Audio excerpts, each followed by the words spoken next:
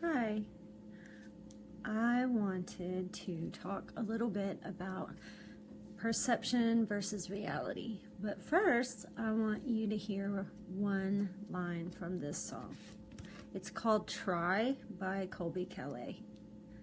Because perception and reality are very much, in my opinion, tied to self-confidence. And I had a kind of an obstacle this week that I was able to view constructively and turn into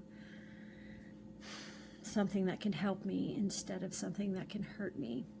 So here's the song first, which is by Colbie Caillat. Can't tell if this is working, but I think it is. So it's called Try, okay? I wanted to play one line.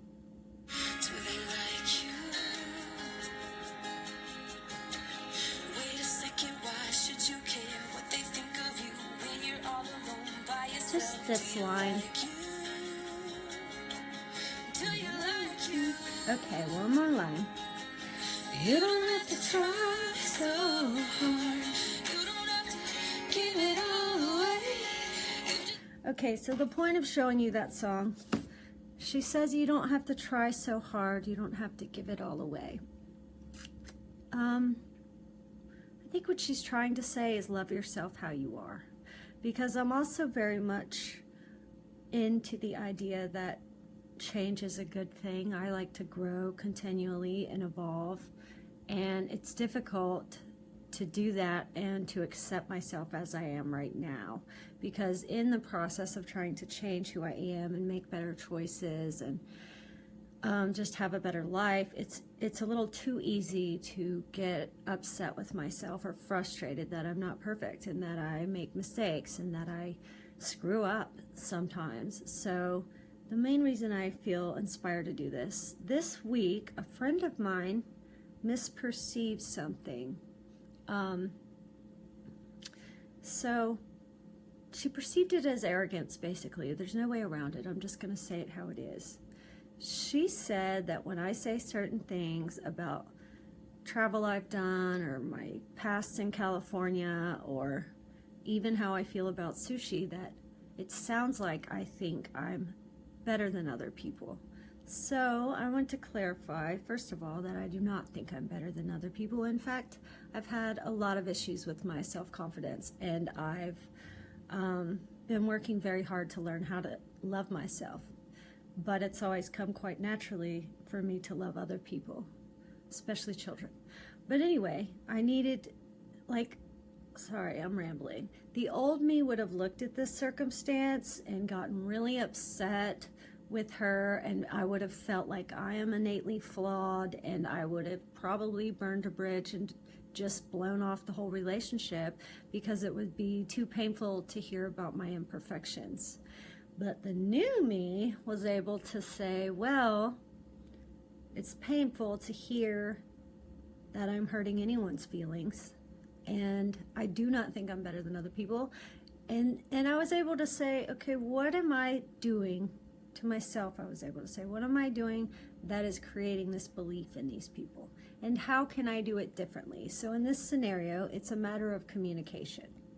To me and my foodie friends in California, if you're saying, oh, well, I know what good sushi is, that's not snobby, you know, that's like being a foodie. It's fun, it's a hobby. But the reality is everybody has perceptions, and we assume our perceptions are reality. We take it as a fact. We take it as truth. It's not a fact. It's an opinion, and in my case, it's an opinion that's often wrong, whether I'm the one making the assumption or someone is making the assumption about me.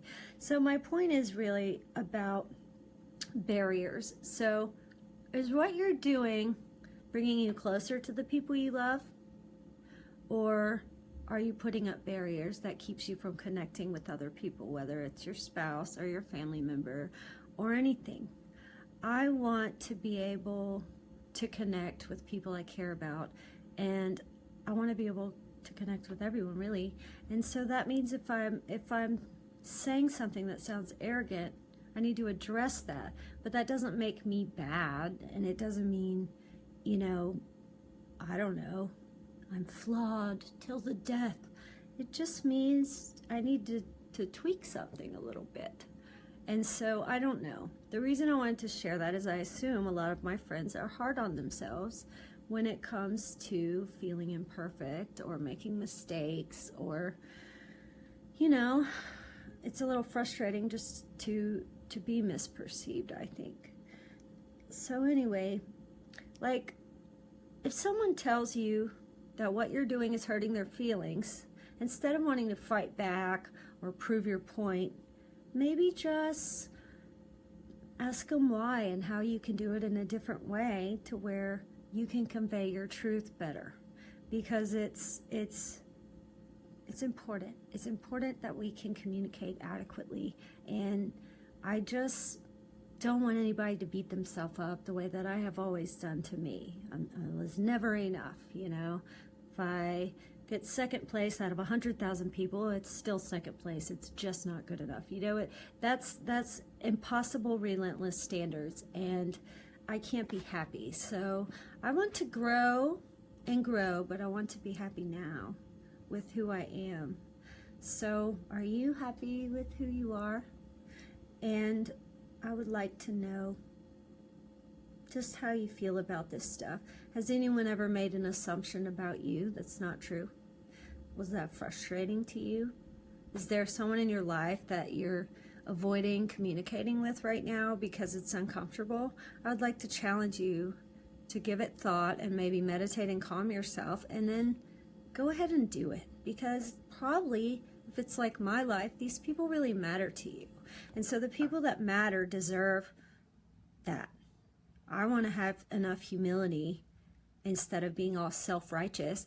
I want to have enough humility to say, well, I could have handled that better and I'm sorry.